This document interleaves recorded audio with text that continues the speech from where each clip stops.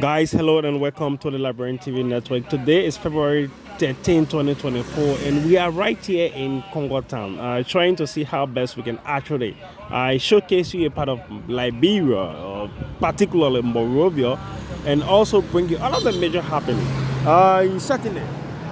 Certainly, we are really sorry we couldn't bring you the major news yesterday. Unfortunately, the issue about current is something that we are currently facing serious current issue in Liberia, Monrovia as a whole. Yesterday, absolutely there was no current around, and even some offices there was no current. Even at my own office, there was absolutely no current.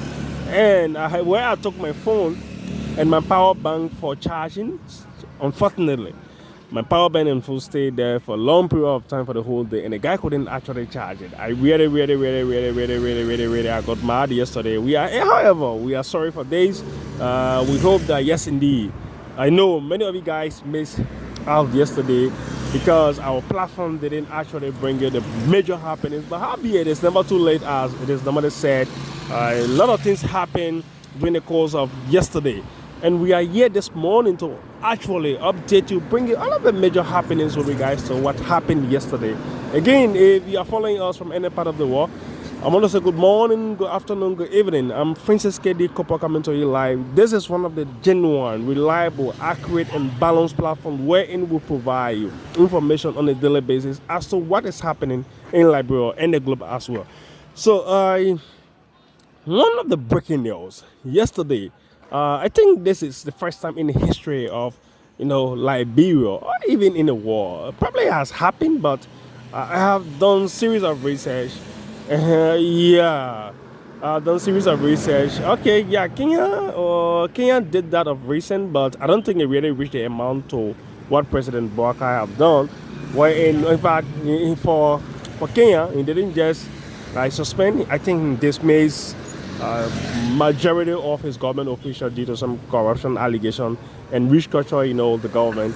But however, this is West Africa, this is Liberia, and Liberia have set up the record yesterday. President Boakai suspended at least 400 of his government officials for not actually complying with the code of conduct. So the code of conduct is one of the regulatory tools that actually directs, govern, and guide government proceeding. So in the code of conduct, it is really a line that if you are a government official, definitely you need to declare your asset. You need to make the public to know that, oh, this is what you have before going into public space. This is what belongs to you before actually holding on government, entity properties. But so there were a lot of things that happened yesterday. President Boakai suspended over 400 of his government officials for not actually, consenting to the asset declaration. And this is really alarming. It is also welcoming because many say they voted for the government to actually, a certain change, to actually comes about with some good initiative and so many things. These are things that people are actually been wishing for. That yes, indeed, these things can happen. Unfortunately, yesterday, President Boakai did that. But and also we've been told that reliably that the president could actually do a massive reshuffle. And the president was clear in one of his speeches saying that, note, if we suspend you or if I suspend you in my government, especially for time indefinite, just know that you're not coming back because there are many players, there are many spectators, or there are many players on the bench who actually want to come to contribute to to the playing. So you have to definitely work diligently to ensure that yes indeed you keep that space, to ensure that yes indeed you maintain the cordial relationship with the citizen. But if you come into the government, you want to corrupt, you want to do XYZ, you want to just be that kind of person, definitely I'm going to boot you out.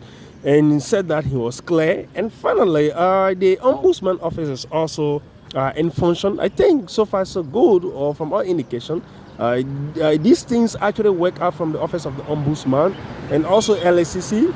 So these are good initiatives, and this is a serious call to all government officials or would-be government officials that yes indeed if you are fortunate to come in a space of government activities, definitely, you need to be law-abiding. You need to do some things, and some of these names that were actually mentioned. You have Eugene Falcon. His name was mentioned, and everybody was like, "Wow, Eugene Falcon hasn't declared his asset." Even some guys from the House of Representatives, Yeke Koloba, who always talking about the government ills. He hasn't yet declared his asset. And also you have senators who are also like serving as senator. They haven't yet declared his asset. So, and you also have some ambassadors who are currently serving as ambassador out of the country. They haven't yet declared their asset. And so many things. So this is really alarming. We hope and pray that yes, indeed, the government through the president office, he can actually step up his gear to do many things. So this one says, Speaker Kofa. So Speaker Kofa office has officially been invaded. During the course of the weekend, members of the House of Representatives, especially from the majority black, headed by James Collier, Representative James Collier, who served as chairperson of Rules and Order, actually led that delegation, and Speaker Kofa office has been invaded. And Speaker Kofa said, of course, I'm not going to turn over any office. The same way you think you took over as Speaker, you can take over the office. And this is what happened. And since that happened, many actually been raising some lies saying that the government is not proceeding well. The rule of law is in a zigzag form, and so many things have been happening. And on the other hand, too, as well, people have been appreciating the government's effort in ensuring that, yes, indeed, things are done properly. And this one says over 650 gallons of gas and fuel stolen from the warehouse of the Liberia National Fire Service. So those were posted by activist Martin Colley.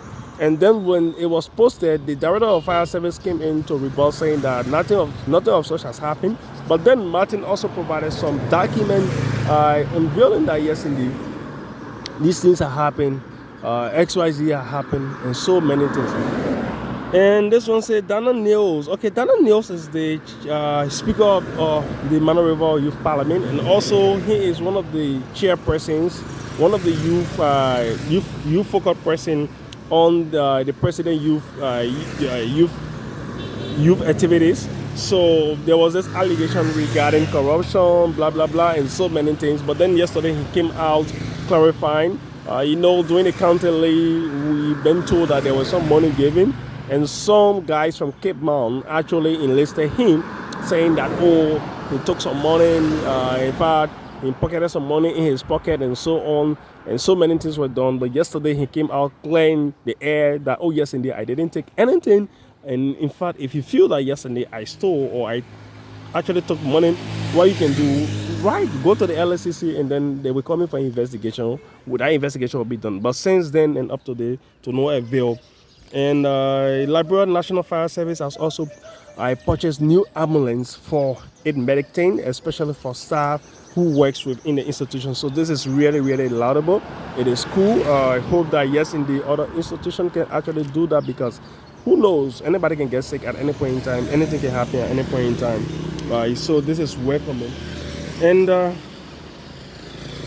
President Boakai suspend MPO, Deputy Director, Dr. Adams Lincoln. So this suspension came about before even the general suspension, why, for some administrative reason. And currently, as we speak, NOCA CEO Madam Swakoko Dennis is still under investigation. And we've been told that tomorrow, the Liberia National Fire Service director, who has been suspended for over 3 months, last night we got some relief that his suspension has been lifted and he should be resuming work tomorrow. But unfortunately, he is also part of those who has not yet, declared an asset. So his suspension will definitely continue up to March until further notice, after he shall have actually concluded declaring his asset and so many things. This one say George Roosevelt really takes over high-profile economic sabotage case involving former finance ministers and others. So George Jackson Plummer was the one heading this, but we were told that there was some level of conflict of interest. So based on the level of conflict of interest, definitely he was told to recuse himself, and someone else actually took over that position to spearhead most of these things there. And United Party official petition LACC to intensify anti-corruption efforts. So some officials from the United Party, they have actually petitioned the LACC to actually, step up their gear, do so many things. So these are some major happenings in the country. Again, if you are following us from any part of the world, I'm Francis KD coming to you live. You can like, share, and comment on our Facebook and YouTube channel. This is what we have for you. This is the only platform that provides you daily updates with regards to breaking news happening in the country. So keep posted as we continue to actually enlighten you about what's happening. President Boakai, okay, I'm done with this.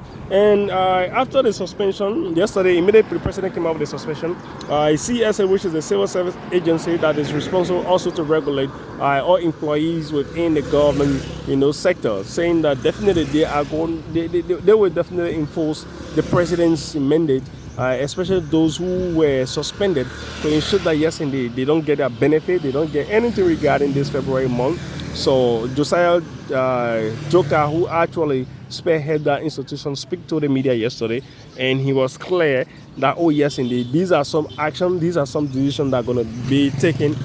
So these are things that also it's really really welcoming. LMP. So like yesterday, one of Liberia National Police Liberia National Police officer in District Number 17, Monrovia, it was alleged that he shot one other little boy, and the boy definitely, died instantly.